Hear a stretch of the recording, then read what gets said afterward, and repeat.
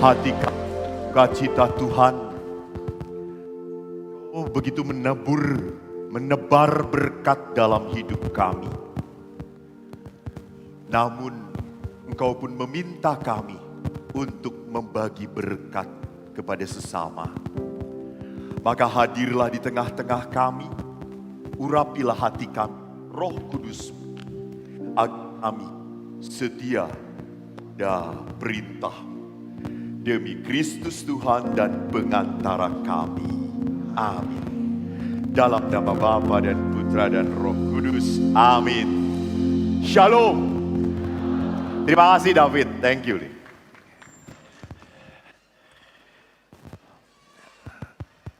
Selamat malam Bapak Ibu semuanya, berkah dalam.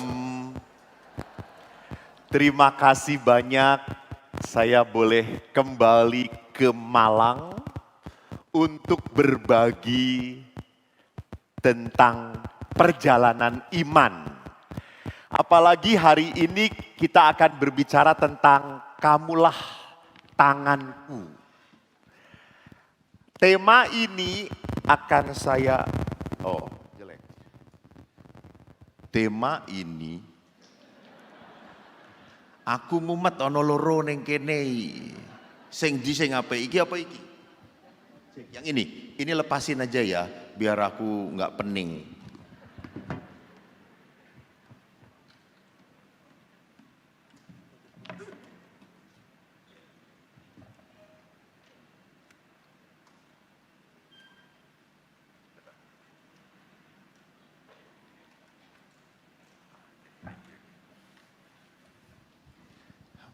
Baik, ada acara beres-beres terlebih dahulu. Jadi hari ini kita berbicara tentang kamulah tanganku dalam rangka 25 tahun Yasita, Yayasan Sosial Santa Teresa. Dan memang para pengurus Santa Teresa ini hebat, diberkati Tuhan, apalagi ketuanya. Tanggal 6 September itu adalah perayaan Santa Teresa menjadi pelindung kota Kalkuta. Dan Santa Teresa tahun 1996 dijadikan orang kudus pada tanggal 4 September. Jadi memang ini adalah saat yang bukan kebetulan, memang sudah ditata rapih ya Pak oleh ketuanya. Tepuk tangan untuk sang ketua dan para pengurusnya. Nah, kalau kita berbicara tentang tadi Allah baik, Allah penyayang, Allah itu berbelas kasih. Bapak Ibu tahu dari mana Allah penyayang, Allah berbelas kasih? Aku lebih senang membuat Anda menderita daripada saya menderita di atas sendirian. Ibu tahu dari mana Allah berbelas kasih? Dari kesaksian hidup, dari kitab suci yang benar itu. Dari kitab suci kita tahu tentang Allah yang baik. Kalau kita mengalami tentang Allah yang baik, dari mana? Dari kehidupan, betul atau tidak? Betul.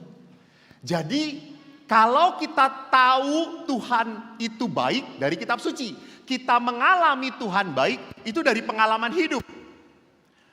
Maka Allah tidak pernah berhasil membuat Anda merasakan dicintai oleh Tuhan kalau tidak ada yang mencintai Anda.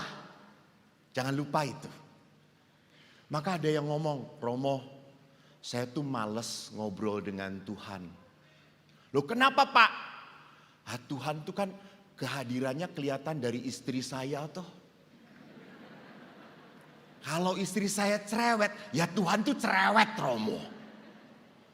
Oh ya ndak ngono Pak, kata saya. Loh katanya kan kebaikan Tuhan munculnya kelihatannya dari istri saya. Bukankah di dalam gereja perkawinan itu sakramen? Sakramen itu berarti apa? Kehadiran Tuhan. Kalau sakramen baptis kehadiran Tuhan hadir lewat apa? Air suci. Kalau ekaristi kehadiran Tuhan lewat apa?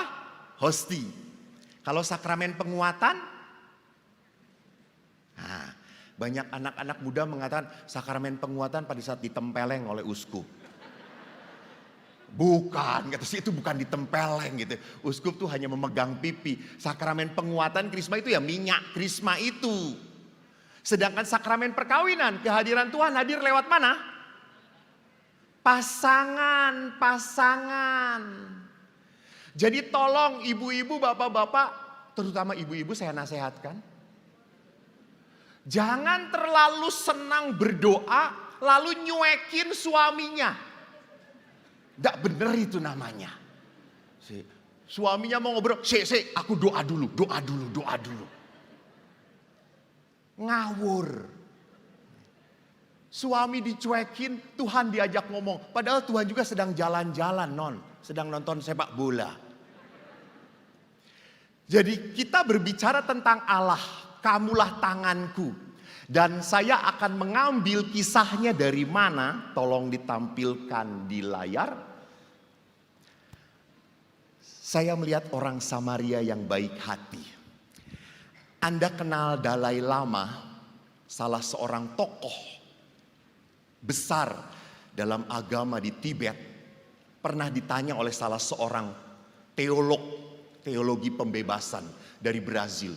Dia tanya, Dalai Lama, agama yang paling baik di dunia ini apa? Si teolog ini sudah berpikir pasti Dalai Lama menjawab agama Buddha. Karena Buddha ada sebelum Yesus. Dalai Lama berkata apa? Agama yang baik adalah agama yang bisa membuat umatnya lebih welas asih. Yang bisa membuat umatnya lebih mencintai. Yang bisa membuat umatnya lebih manusiawi dan menyayangi. Itu agama terbaik. Jadi menarik, salah satu kisah yang amat sangat disukai oleh Dalai Lama adalah orang Samaria yang baik hati. Mari kita lihat kisahnya. Saya sadar orang Malang tahu sekali, apalagi orang Surabaya sudah hafal, walaupun tak pernah menjalankan. Yang penting hafal tuh ya. Gitu ya. Dilihat di sini di dalam Injil Lukas dikatakan pada suatu kali berdirilah seorang ahli Taurat untuk mencoba Yesus. Dia berkata, "Guru, apa yang harus kuperbuat untuk memperoleh hidup yang kekal?" Jawab Yesus kepadanya, "Apa yang tertulis dalam hukum Taurat? Apa yang kau baca di sana?" Jawab orang itu, "Kasihilah Tuhan Allahmu dengan segenap hatimu, dengan segenap jiwamu, dan dengan segenap kekuatanmu, dan dengan segenap akal budimu. Dan kasihilah sesamamu manusia seperti dirimu sendiri." Kata Yesus kepadanya, "Jawabmu itu benar. Perbuatlah demikian, maka engkau akan hidup." Tetapi untuk membenarkan dirinya, orang itu berkata kepada Yesus, "Dan siapakah sesamaku manusia?" Saya berhenti dulu di sini ya. Lihat di sini, ahli Taurat itu berbicara tentang hidup yang kekal. Jadi Bapak Ibu, iman itu kita percaya pada Tuhan supaya saya mencapai hidup yang kekal. Jadi tolong jangan saya beriman Katolik, beriman Kristiani, mengikuti Yesus supaya cuannya tambah banyak. Nggak bener.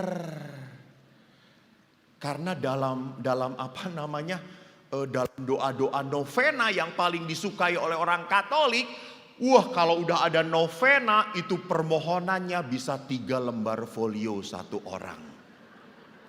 Aku nih kalau ngomong sampai domble bibirku. Dan orang Katolik itu pinter permohonannya, "Tuhan, semoga tanah yang saya beli semeter cetiau laku gotiau. Nanti kami persembahan ke gereja Tuhan goceng."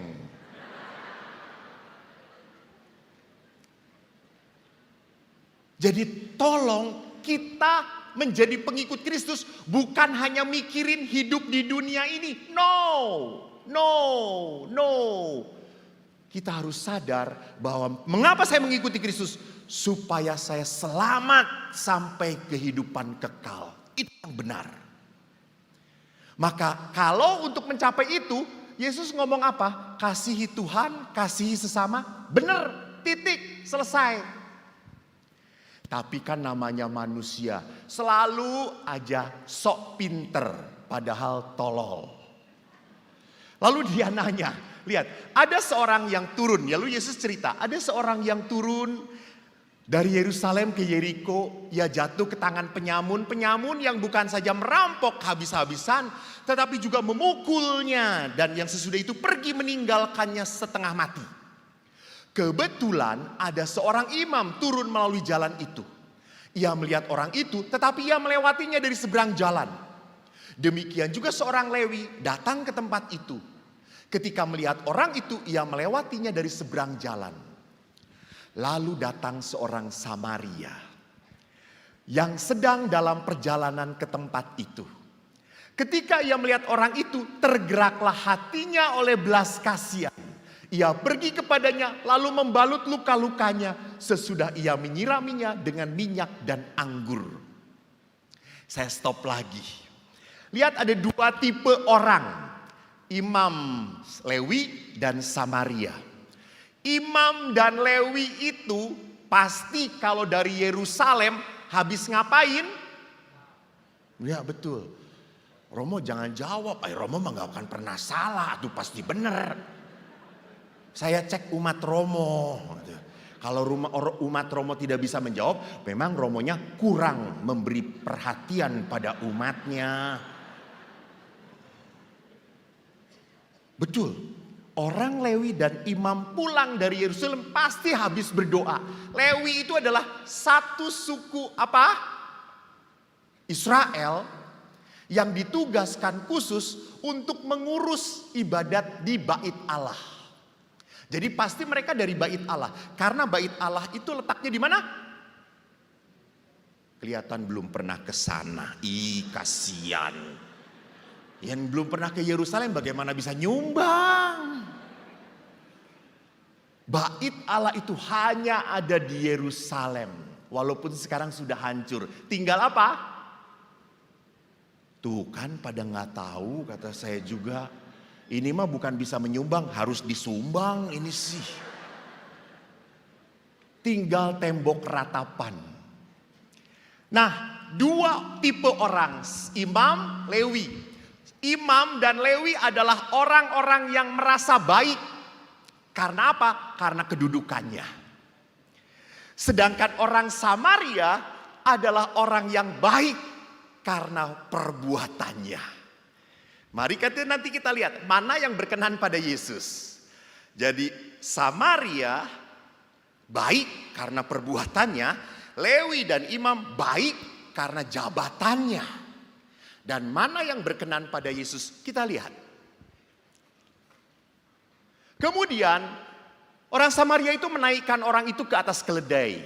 Tunggangannya sendiri lalu membawanya ke tempat penginapan dan merawatnya. Keesokan harinya ia menyerahkan 2 dinar kepada pemilik penginapan itu dan berkata, rawatlah dia dan jika kau belanjakan lebih dari ini, aku akan menggantinya waktu aku kembali. Siapakah di antara ketiga orang ini menurut pendapatmu adalah sesama manusia dari orang yang jatuh ke tangan penyamun? Jawab orang itu, orang yang telah menunjukkan belas kasihan. Kata Yesus, pergilah dan perbuatlah demikian. Kata yang diulang 2 kali sebetulnya adalah kata ini. Pergilah dan perbuatlah demikian. Seperti siapa? Samaria. Maka yang berkenan pada Yesus adalah apa? Orang itu baik. Ingat, berkenan pada Allah karena perbuatannya. Saya tanya yang di sini.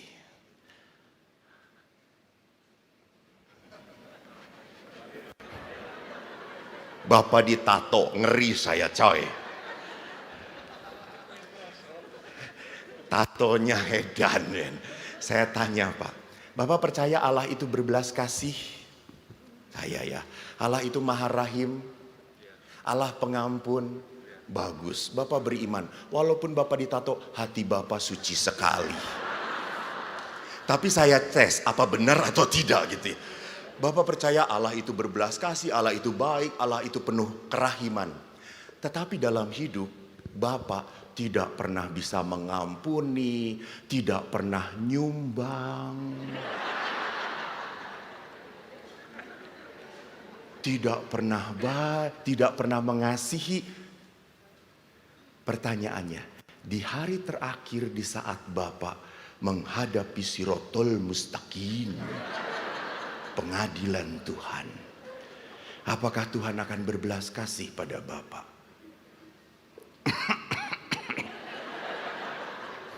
Salah jawab, nanti kolekte 500.000 rupiah. Oke, ya atau tidak? Ya? Yakin? Bener? Enak tenan ya. Apakah bisa seperti itu? Tuhan Maha Kasih, Tuhan Maha Pengampun. Ini salah 1 juta. Tuhan Maha Pengampun, Tuhan Maha Rahim. Tapi hidup kita pelit banget. Suruh nyumbang 1 juta aja mikir terus gitu ya. Enggak pernah bisa mengampuni pasangannya. Pada pengadilan terakhir, Tuhan akan berbelas kasih pada kita atau tidak? 1, 2, 3. Tidak. Betul jawabannya. Kita akan diampuni seperti kita memperlakukan diri kita pada orang lain. 500.000, jangan lupa. Panitia tolong catat yang tatoan. Saya tuh jagoan mencari sumbangan coy. Maka dipanggil terus sama Pak. Jadi perhatikan di sini memang Yesus adalah pergi, perbuatlah demikian. Jadi keselamatan kekal itu terjadi pada saat engkau bisa menyelamatkan orang lain. Menyelamatkan orang lain. Ini terjadilah keselamatan kekal. Maka kalau kita berkata, inilah gambaran Allah yang berbelas kasih. Inilah gambaran yang selalu dipaparkan di dalam kitab suci. Allah itu penuh belas kasih. Dan pengalaman Allah mencintai kita itu penting banget, penting. Romo Emil, apakah Romo dicintai oleh umat? Ya, Romo sedih meninggalkan paroki. Dan sekarang harus bertugas di seminari coy, garing.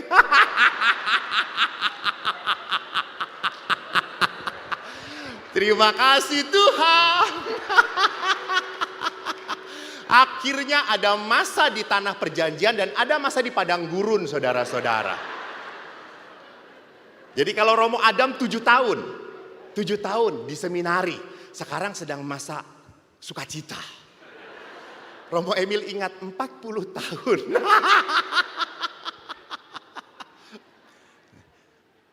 Tapi jadi pastor itu bahagia, Romo Adam, Romo Emil bahagia. Umat itu baik, selalu ngirimin. Ya nggak tahu di seminari pasti nggak ada yang ngirimin. Gue juga ngalamin.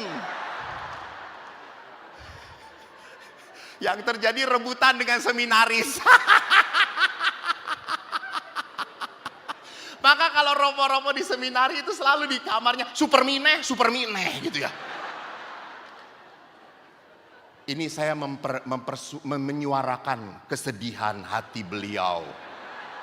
Jadi kita juga mencari sumbangan untuk Romo Emil ya. Ya kalau di paroki, saya sedang mengalami sukacita di paroki. Lipo. Ibu-ibu tuh yang ngirim. Tidak hanya kirimannya enak, yang ngirimnya pun beauty. Wow. Maaf. Cantik Romo. Dan semua yang dikirim ke Romo itu makanan baru dimasak. Suaminya berminggu-minggu dipanasin terus makanan itu. Ya Pak, maaf ya, Bapak yang mencari, kami yang menikmati. Loh, setiap orang kan punya talentanya masing-masing toh ya. Dan kemana-mana itu saya baru kemarin ke sini, saya nyupir. Saya dibantu oleh supir waktu saya ke Malang, Surabaya. Terus saya supirnya mau makan, nggak Romo saya nggak makan, oke saya makan di restoran Padang. Lalu kan kalau makan buka masker toh. Ada ibu-ibu ngeliatin saya. Terus saya sudah nggak nyaman sebetulnya.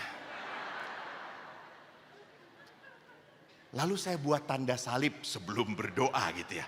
Biasanya enggak pernah loh.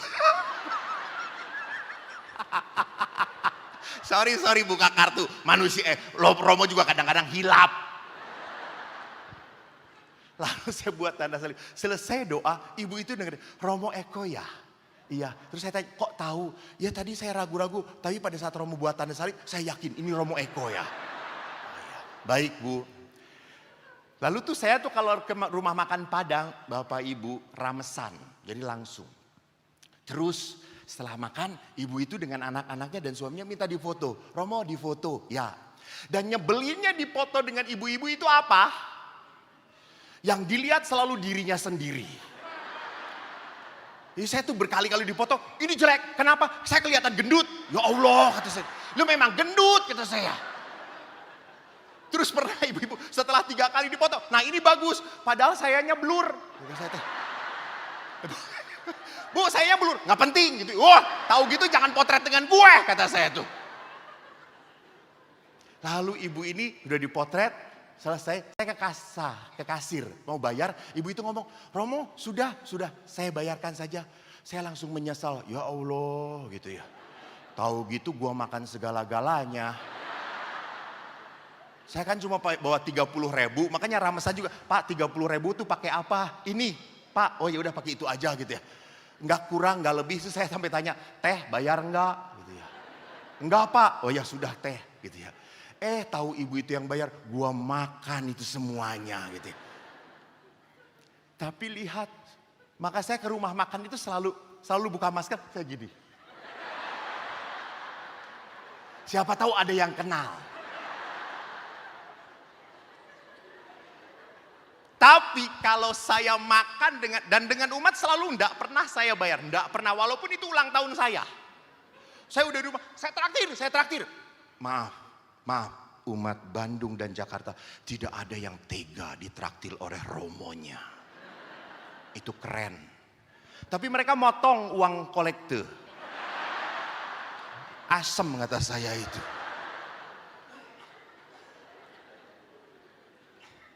Tapi saya kalau diajak makan bapak-bapak saya enggak mau. Karena saya tahu prinsip dalam keluarga, ibu-ibu selalu sama prinsipnya. Uang bapak, uang ibu, yang dua ibu. Maka bapak-bapak itu kalau pergi kemana-mana, no money you know. Kita udah pernah makan sate bareng-bareng, lalu bapak-bapak, orai aku lali. Orai. Itu 5 orang yang mengajak saya, tidak ada yang bawa uang. Lalu tanya kepada saya, Romo bawa kata saya itu. Ini kan uang kolekte tadi, ya udah pakai dulu Romo, pakai dulu. Jadi baru kali itu saya makan sate kambing tidak halal, itu kayak baru sekali itu.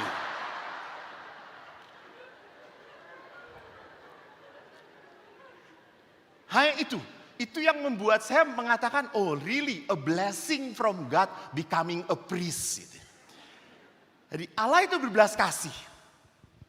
Pernah beberapa hari yang lalu ada seorang anak mengagetkan ibunya.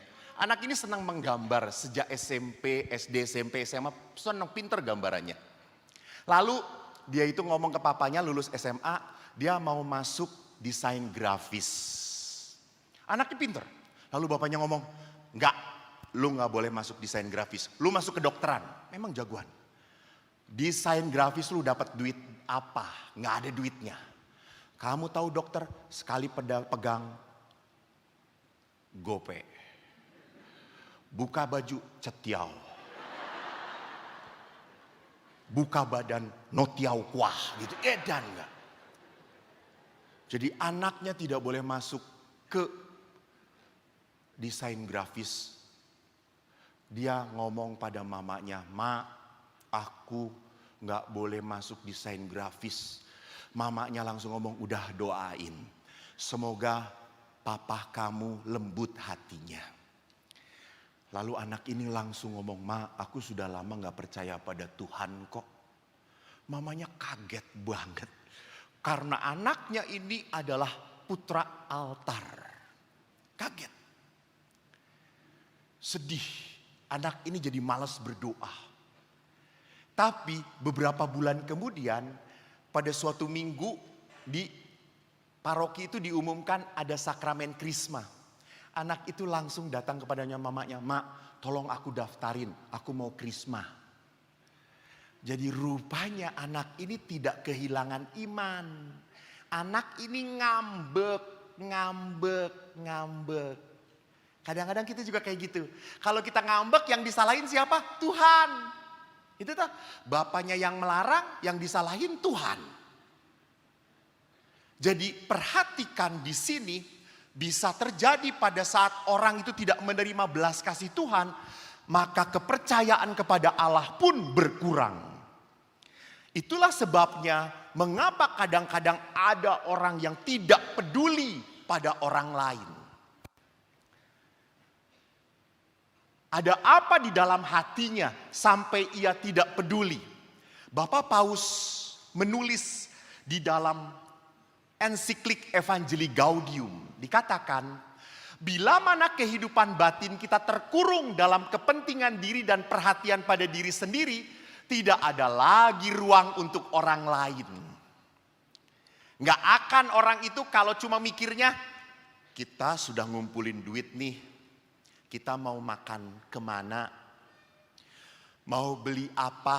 Rekreasi kemana?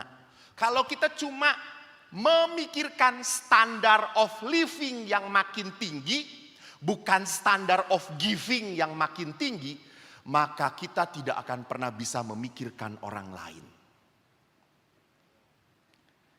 Bapak Ibu, ingatlah bahwa menjadi pelayan di gereja pun kayak gitu. Ngapain sih menjadi pelayan di gereja? Kalau di Bandung ya di Bandung, gak tahu di Malang.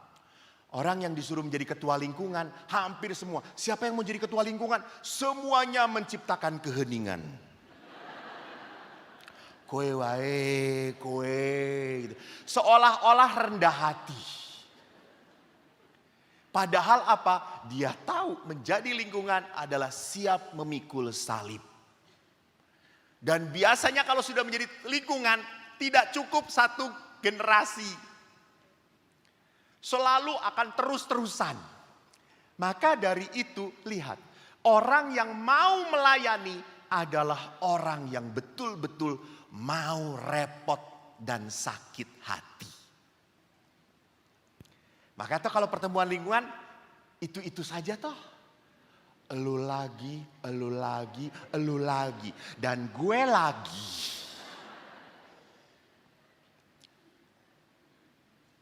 Jadi di sini kita bisa lihat kalau orang-orang itu hanya berpikir tentang dirinya sendiri, mereka tidak akan pernah punya saat untuk berpikir tentang kebahagiaan orang lain.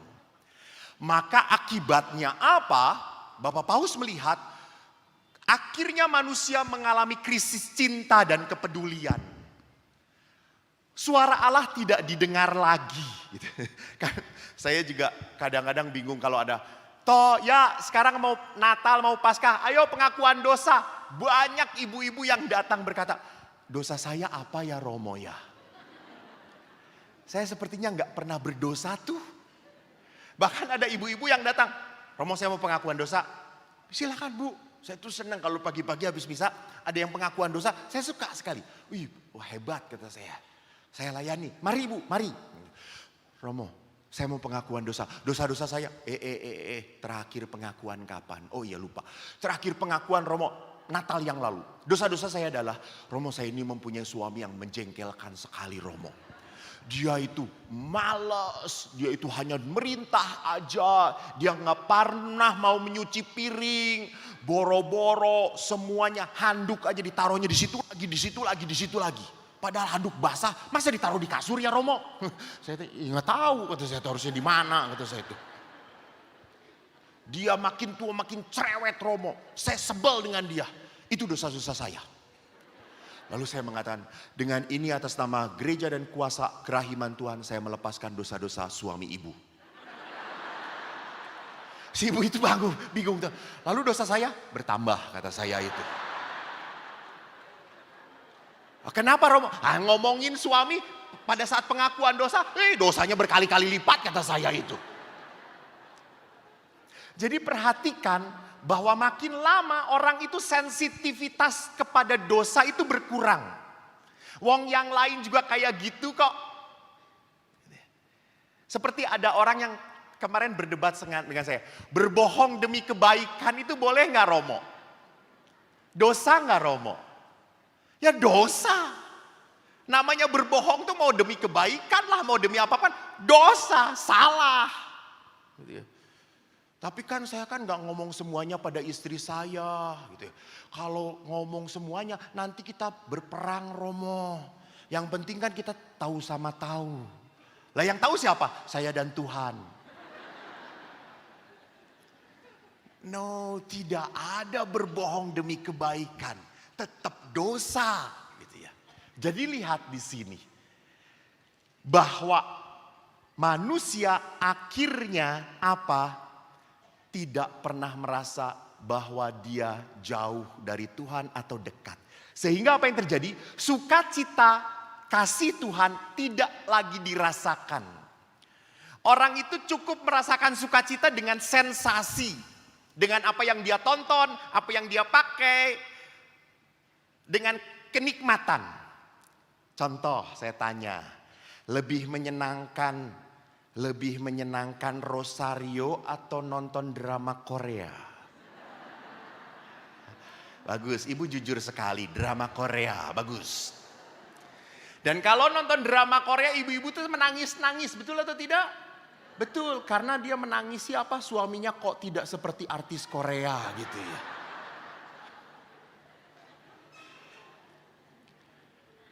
Ya kan? Lihat di sini. Orang itu mencari kebahagiaan dengan apa? Yang dinikmati, yang dilihat, yang dialami. Menemukan sensasi seperti itu, akhirnya tidak butuh Tuhan lagi. Orang gak butuh Tuhan lagi.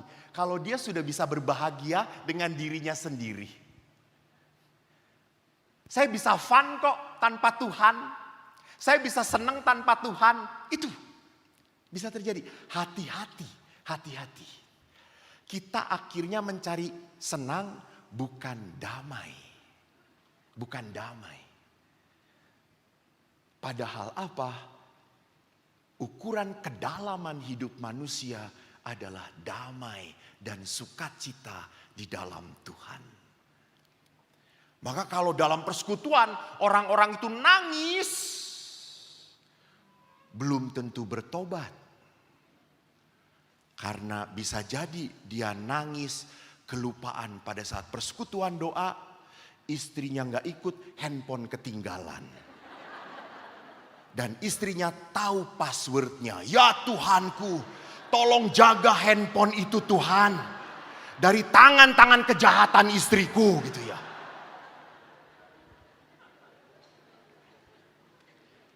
Dan kalau manusia akhirnya merasa bisa bahagia, bisa senang tanpa Tuhan.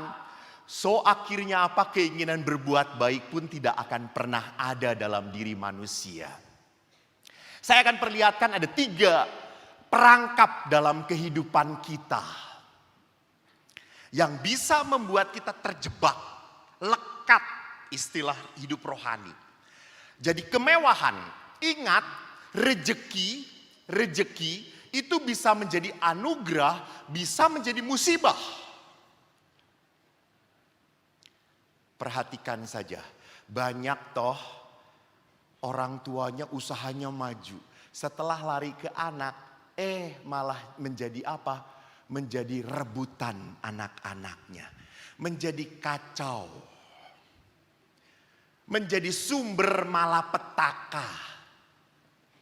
Dan sama juga ada bapak-bapak, ibu-ibu yang sibuk sekali kerja, cari duit, sampai dia lupa menikmati hasil pekerjaannya. Dan siapa yang menikmati akhirnya? Anak-anak. Saya selalu mengatakan, itu orang tua bodoh. Jangan pernah lupa bahwa harta orang tua harta anak. Harta anak, harta anak. Maka Bapak Ibu tolong. Dalam kehidupan kalau sudah diberkati Tuhan, punya waktu juga untuk menikmati berkat Tuhan. Menikmati. Maka walaupun Anda sudah berumah tangga berpuluh-puluh tahun, jalan-jalan lagi. Suami istri, pegangan tangan. Lalu anak-anak simpen di rumah, kasih game, kunci, menang kowe.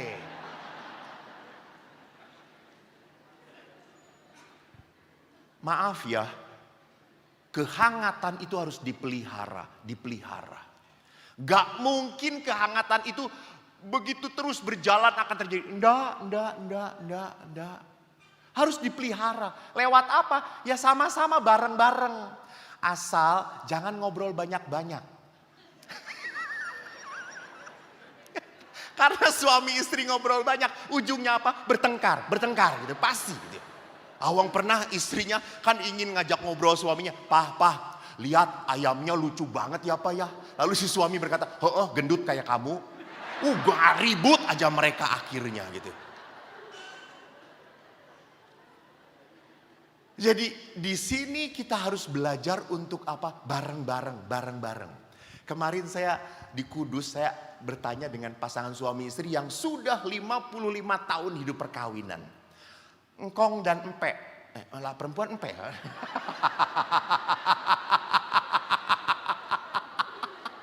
Engkong tuh laki, emak ya. Engkong dengan emak. Terus saya tanya, Kong masih tidur dengan istri? Ya iya tuh Romo, masih berdua. Terus saya mengatakan, apa yang dilakukan kalau tidur berdua? Kan saya belum pengalaman gitu ya. Makanya saya tanya makanya. Kenapa Anda aneh? Ini kan saya ingin nanya gitu ya. Terus dia, ya merem kita mah gitu ya. Terus tidurnya gimana? Dia ngomong gini. Berbelakang-belakangan kata dia itu. Kenapa gak berhadapan-hadapan? Emaknya ribut. Gitu ya. Kenapa ribut? Udah jangan berhadapan-hadapan. Kamu menghirup napas, aku menghirap napas. Aku sesak berhadapan-hadapan gitu.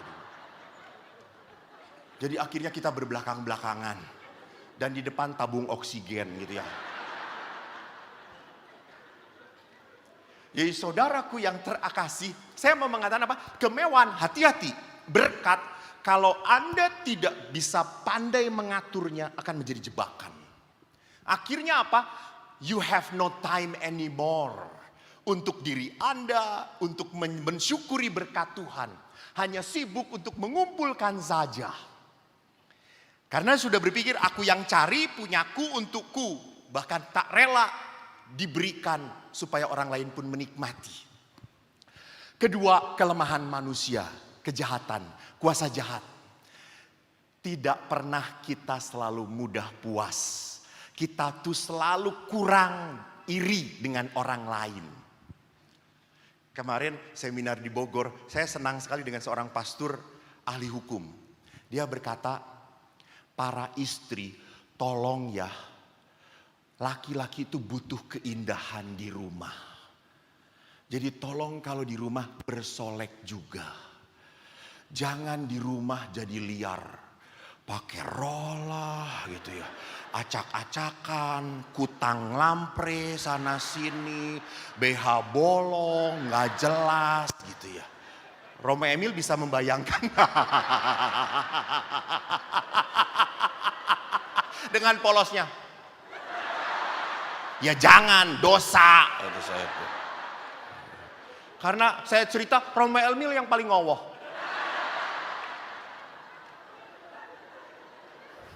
Romo menyesal ya datang lagi ya.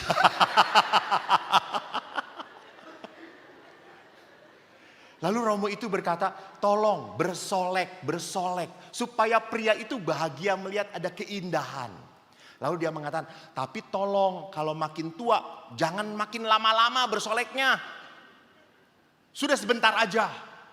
Lalu setelah itu saya yang ngomong. Terus saya ngomong, Romo ini belum pernah jadi perempuan. Dia tidak tahu kalau wanita itu makin tua bersoleknya makin lama. Karena apa? Setelah ditembel sana sini tetap enggak puas-puas. Ayo toh, aku ngelambreh nih yo. Kurang ketebel tablok ini. Aku rontok nih yo. Apalagi kalau make upnya nggak waterproof, you know. Saya pernah lihat ibu-ibu itu pakai lipstick nggak waterproof. Lah kayak Dracula jadinya gitu, merah-merah meler-ler sini-sini. Saya pun pernah punya pengalaman. Dijemput oleh bapak-bapak mau ke resepsi. Lalu saya tanya, loh ibunya mana pak? Masih dandan Romo. Karena ibu dandan nyuruh saya nyebut Romo. Oh oke. Itu sudah setengah jam saya datang. Ibu belum ada siap. Terus bapaknya ngomong, Mah Romo udah datang. Suruh nunggu. Ya Allah kata saya, buset kata saya. Gue aja sampai disentak kayak gitu. Terus saya deketin bapak, Pak saya bisa merasakan penderitaan bapak pak, kata saya. Lalu akhirnya setelah setengah jam lagi saya nunggu, so it means 1,5 jam dia beres-beres. Ibu itu keluar, saya dan bapaknya, you know, bagaimana wajahnya?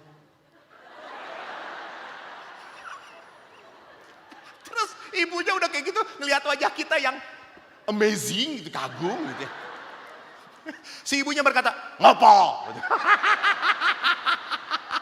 Lalu saya juga berkata, enggak, bagus lah gitu ya.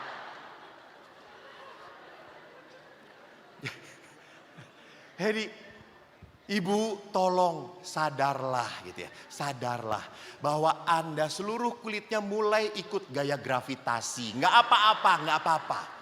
Jangan ditarik-tarik, aneh jadinya gitu ya. Kan ada ibu-ibu tuh dioperasi di Korea. Selesai dioperasi kayak banci malahan. Kata saya teh, Bu, minta lagi ke Korea, dibalikin lagi lebih bagus kata saya itu. Jadi saudaraku lihat kelemahan manusia adalah apa? Tidak pernah puas. Dia selalu merasa kurang dan kurang. Penderitaan pun sama. Maka bagaimana kita menghadapi bagus misericordia vultus, bula dari Paus Fransiskus tentang wajah keraiman mengatakan apa? Buanglah kemarahan, kemurkaan, kekerasan, balas dendam, bahkan kelekatan, supaya kau punya hidup yang sukacita. Jadi ibu-ibu, kalau Anda bercermin, sadarlah, Tuhan terima kasih, wajahku sudah banyak garis-garisnya. Dulu wajahku itu seperti jalan tol. Sekarang seperti jalan kampung. Ya sudah, terimalah, bersukacitalah, syukur masih hidup. Toh. Jadi kita harus lebih pintar untuk apa? Membuang, berkatarsis hal-hal yang tidak membuat kita nyaman dalam hidup kita. Nah, Bapak Kardinal pernah berkata di dalam bukunya, beliau mengatakan siapapun yang mengalami penampakan Tuhan itu berarti mengalami kasih dan kerahiman. Dia tidak akan menapaki jalan hidup yang sama. Karena perjumpaan dengan Tuhan yang otentik akan merubah hidup manusia dan akan membuat manusia menjadi apa? Menjadi sukacita. Oleh karena itu kalau kita bertanya bagaimana supaya hidup manusia bersukacita, ini jelas dikatakan manusia harus tinggal di dalam Tuhan. Bukan tinggal di dalam kemarahan, kejengkelan, kesedihan. Kalau manusia tinggal di dalam kemarahan, kejengkelan, kesedihan, saya jamin hidup Anda sampai kapanpun akan dipenuhi dengan penderitaan. Tapi kalau hidup Anda dipenuhi dengan Allah, Anda hanya bisa bersyukur. Saya ke Biara bertemu dengan satu pastor 82 tahun sudah kena Alzheimer dan Parkinson. Beliau begini terus. Saya ajak ngobrol, memang ngomongnya sudah agak pelo, pelan juga, agak tidak jelas. Lalu saya mengatakan, Romo bagaimana penyakitnya? Dia ngomong, kok penyakit Alzheimer dan Parkinson ini tidak akan bisa menjadi baik. Akan menjadi worse. Tidak ada harapan. Lalu saya tanya, Romo, kalau hidup Romo sudah tidak ada harapan lagi, apa yang bisa membuat Romo bahagia? Lalu dia ngomong, kok saya walaupun tidak bisa berharap sembuh, saya bisa bahagia karena ada hal yang saya syukuri dalam hidup saya. Saya itu sekarang sudah kena Alzheimer dan Parkinson, masang kancing sambil jalan udah gak bisa. Pernah saya nyoba masang kancing sambil jalan. Kancingnya tak terpasang, jalannya salah arah. Jadi saya tuh harus satu-satu. Terus saya mengatakan, lalu apa yang Romo syukuri? Dia berkata, saya bersyukur saya masih bisa mikir. Otak saya gak mati. Dan betul, diajak ngomong dia masih hafal. Walaupun ngomongnya terbata-bata. Dan yang kedua dia mengatakan apa? Saya bisa tidur enak malam. Saya hanya kencing 2 kali. Kalau malam setelah kencing tidur lagi dengan nyenyak. Saya bisa. Itu yang saya syukuri. Minum sudah tidak bisa lagi pakai gelas seperti itu. Pakai sedotan. Makan pun di blender pakai sedotan. Dan dia syukuri. Dia masih bisa menikmati. Dia mengatakan saya suka babi. Samcan blender. Anda harus belajar sebelum nanti tiba saatnya gitu ya.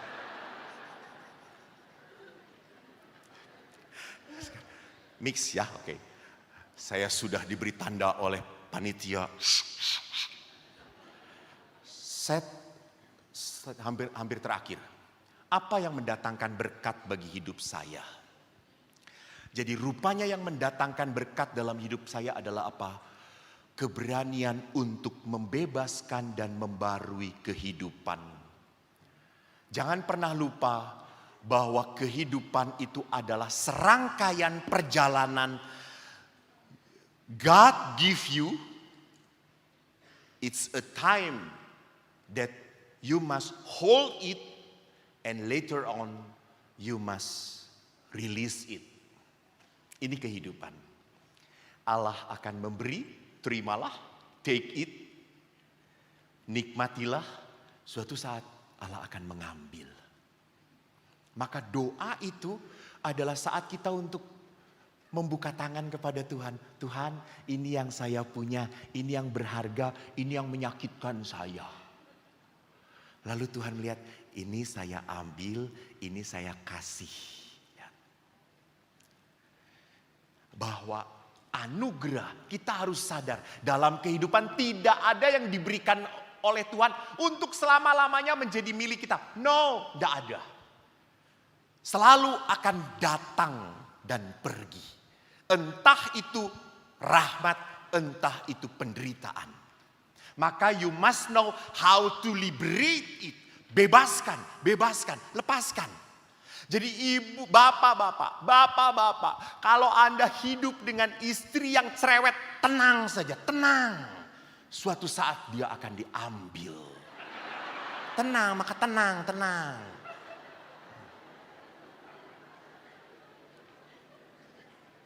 Loh, iya toh, apa saya salah? Benar toh?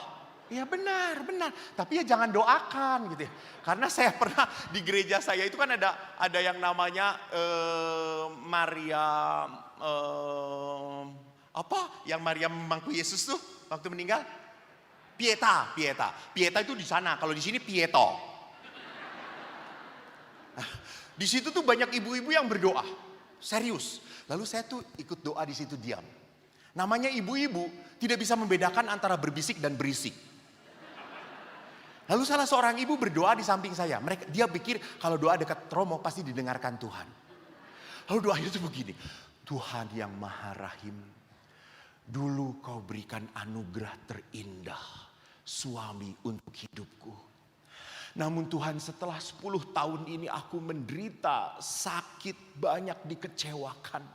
Kini Tuhan apa yang kau beri akan ku kembalikan kepadamu. Ambil, panggillah dia tuh. Saya tuh langsung, ya Allah kata saya tuh. Saya tidak berkata amin gitu ya. Dia malah senang gitu kalau dia aminin. Jadi jangan pernah, tidak ada dalam kehidupan yang penderitaan akan selama-lamanya. No. Suatu saat Tuhan akan liberate, membebaskan. Maka yang terakhir adalah apa? Setelah kau dibebaskan, kau harus bisa apa? Restore your life. Benerin hidup Anda. Jangan sejak lahir cerewet, mati juga cerewet. Gak mau dimandiin, saya mau dikremasi aja, gak mau dikuburin. Ono sing mati kaya ngono ya mungkin ya gitu ya. Lewat mimpi mungkin ya. Jadi perbaharui, tolong kalau star hidup Anda sebagai orang yang gak bener, starnya gak bener, finishnya mbok ya bener toh. Ini yang penting. Starnya gak penting, yang penting finishnya. You must memperbaiki, menata kehidupan kembali. Nah Bapak Ibu, hari ini syukur kepada Allah kita kedatangan seseorang yang sungguh bertalenta. Dia seorang Katolik, dia merasakan kasih Tuhan hadir dalam hidupnya dan kasih Tuhan melimpah atas dirinya. Dan dia pun mempunyai pergumulan iman dalam kehidupan dia. Siapa dia? Mari kita panggil Hudson. Saya panggil Hudson, silakan maju ke depan.